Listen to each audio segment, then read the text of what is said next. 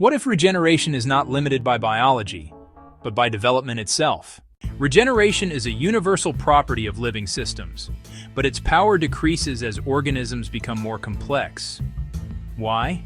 Because regeneration depends not only on cells, but on the structure of ontogenesis, the sequence of developmental stages. At the cellular level, regeneration involves three key processes: cell proliferation, activation of stem cells, and differentiation, when specialized cells revert to a primitive state.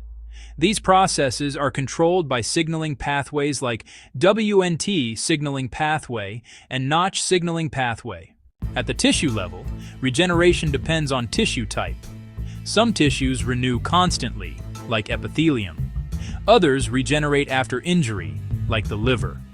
And some barely regenerate, like neurons and heart muscle. The outcome can be regeneration or scar formation. At the organ level, regeneration is limited. It often requires one key condition: the preservation of the structural matrix. If the architecture is lost, full recovery becomes impossible. Across evolution, regenerative ability changes dramatically. Simple organisms like Hydra can regenerate an entire body from just a fragment. And even more surprisingly, from completely dissociated cells.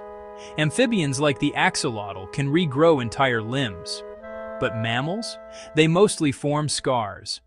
If a hydra is dissociated into individual cells, those cells can find each other again, self-organize, and rebuild a complete organism. This process is called reaggregation.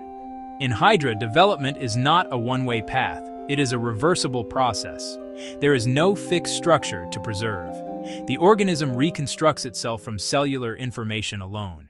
In amphibians, regeneration follows a precise sequence: wound closure, cell dedifferentiation, formation of a blastema, a mass of progenitor cells, then growth and patterning, and finally, full reconstruction.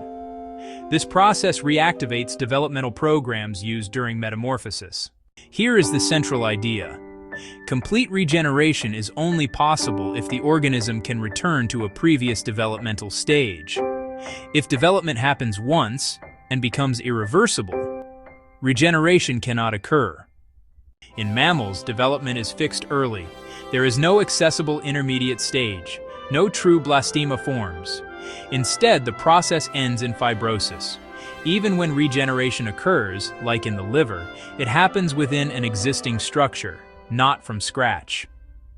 The immune system adds another limitation. It suppresses dedifferentiation, blocks embryonic programs, and protects against uncontrolled growth. In other words, it trades regeneration for stability and safety.